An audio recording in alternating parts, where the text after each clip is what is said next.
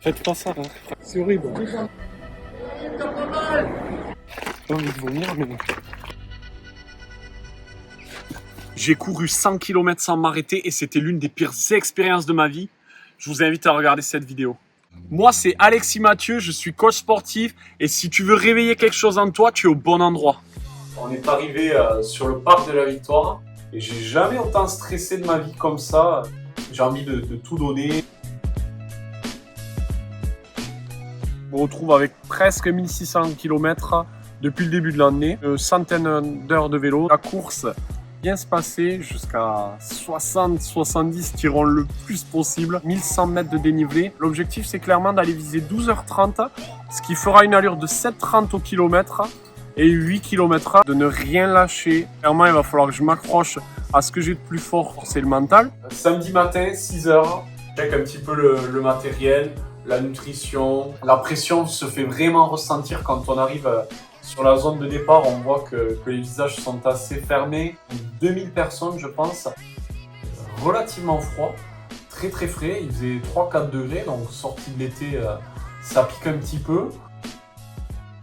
L'objectif, c'était clairement d'aller au bout de cette course, au bout de cet effort, de réussir quelque chose de grand. Donc les kilomètres défilent, le début de course se passe plutôt bien et je suis vraiment heureux d'être là. La journée est incroyable, il fait un temps merveilleux. Le parcours est juste sublime. On commence par une première grosse partie qui est le marathon. On n'a pas trop de dénivelé. Rapidement, j'arrive au kilomètre 35. Tout va bien, je connais mon premier down, c'est-à-dire que je me dis waouh, je commence déjà à avoir de la fatigue, donc ça m'inquiète un peu. Ne panique pas, ça fait partie de la course. Tu sais que là où il va falloir être le plus fort, c'est clairement la tête, le mental. L'entraînement, tu l'as fait, tu l'as effectué jusque-là, donc voilà, il faut y aller maintenant. Je passe le kilomètre 45, les kilomètres défilent. On attaque la première grosse difficulté, juste avant d'arriver sous le viaduc de Millau.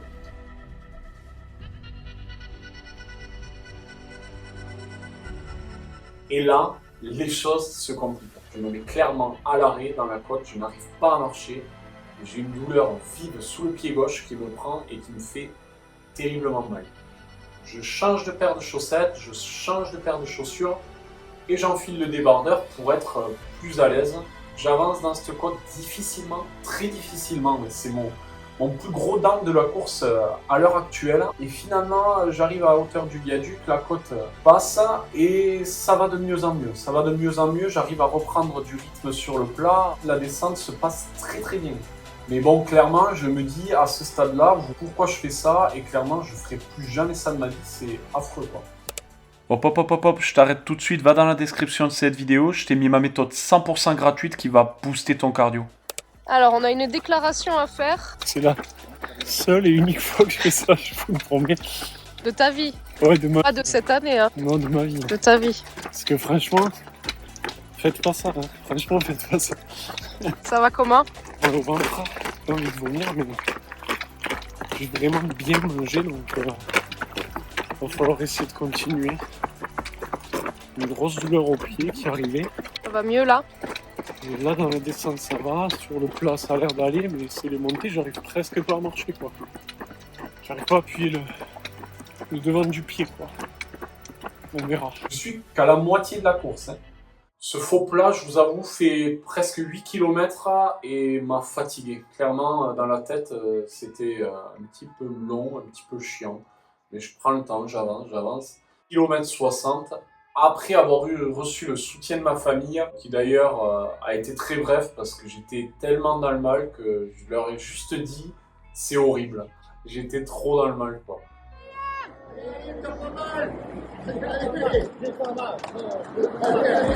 Allez Alex! C'est horrible. On attaque la deuxième difficulté, je suis obligé de m'arrêter et malheureusement je suis assis sur le muret. Je vois les gens me passer et se dire ben, lui c'est terminé le pauvre. Et à ce stade-là, je n'arrive plus à poser le pied par terre. Je ne sais pas si c'est terminé. Tout est remis en question. Ça faisait 8h20 de course et là je me dis écoute, Va jusqu'à 9h, tant bien que mal, tu ne peux pas t'arrêter là. Je serre les dents, je souffre énormément. J'essaie de marcher petit à petit dans la côte. Mais j'ai une attitude qui est vraiment catastrophique parce que je boite, je commence à avoir mal aux hanches. J'arrive au bout de la côte et vous allez voir qu'après ce gros down, je vais vivre le meilleur moment de ma course. Je m'y attendais pas, j'ai mes nièces qui sont près de moi, donc là c'est incroyable. Ce soutien familial a été fabuleux. Je fais une très belle descente. Je reprends beaucoup de place et une meilleure allure. 30 km, ça me paraît toujours impossible parce que finalement, en une fraction de seconde, tu peux être bien et d'un coup, c'est le cauchemar. Le binôme avec qui je m'entendais très bien me reprend et là, clairement, il se met à courir. Je dis wow, pas là pour blaguer, donc je me mets dans sa foulée et là, je cours toute la montée. Donc clairement, ça a été une sensation incroyable après ce que j'ai vécu où je pensais que la course allait s'arrêter là pour moi. 75. Allez, c'est bien mon cœur. Ne sous-estimez pas les courses. Je suis venu avec prétention de faire 12h30. En fait, c'est ça le sport, ça vous met une gifle. On va vous dire, mais tu t'es pris pour qui en fait? Essaye de finir, c'est ça déjà, garçon. Il y a 15 km, je me suis arrêté un quart d'heure, une demi-heure. Et pour moi, la course a été finie. Je peux pas abandonner maintenant, quoi. Je suis venu ici, je veux pas abandonner. Je veux finir. Sinon, ce regret-là, il va me suivre toute ma vie. Et accessoirement, il court et il parle dans une côte à 5%. Hein. Je monte la côte de Tierp, la difficulté la plus importante sur les 100 km de Millau. Je vis mon meilleur moment et j'en profite. Je retrouve encore mes nièces et ma belle-sœur sur le sommet. Elles courent avec moi, c'est juste de la folie, le paysage est magnifique. La musique qui nous accompagne, j'avais décidé de prendre ça en bonus sur les 30 derniers kilomètres et j'ai bien fait parce que ça a tout changé.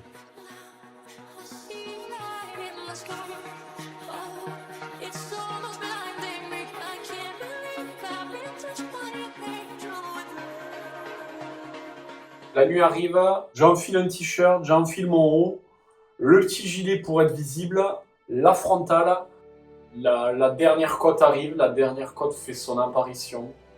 Et là, toujours assez difficile, l'ambiance nuit est assez spéciale. J'ai une ampoule au talon qui s'est créée à cause de ma fameuse foulée quand j'ai été extrêmement dans la difficulté et que je marchais en boitant. Donc les douleurs à hanches arrivent, pas se focaliser dessus et avancer. J'amorce la descente et la descente c'est pas non plus un plaisir pour être honnête avec vous. Et on se rapproche, là on se rapproche du dernier kilomètre et là tu commences à dire ça sent bon cette histoire. J'ai une émotion qui me prend et je me dis si mon corps me lâche. Sur cette course je l'ai remercié mais vraiment profondément d'être là, de me tenir, d'être présent. L'avant-dernier kilomètre, le 98, je le marche. Et puis le kilomètre 99, je me dis, celui-là, tu le cours jusqu'au bout, tu y vas. Et on arrive au parc de la Victoire. Et là, je crois que c'est vraiment le moment de la course où je me dis, tu vas le faire.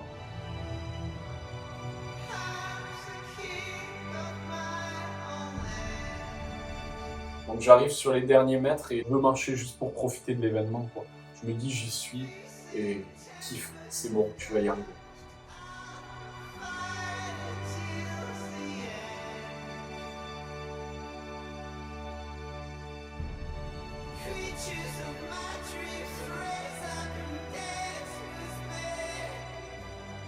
Et là, je vois ce fameux tapis vert que j'avais vu au kilomètre 42.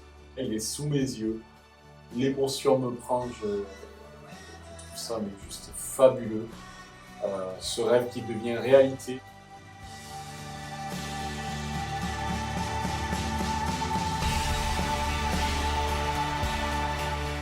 J'arrive au bout de cette interminable course après 14 heures et 28 minutes d'effort. La leçon en tout cas à tirer de tout ça, clairement, c'est ayez une passion qui vous anime parce que votre vie sera différente.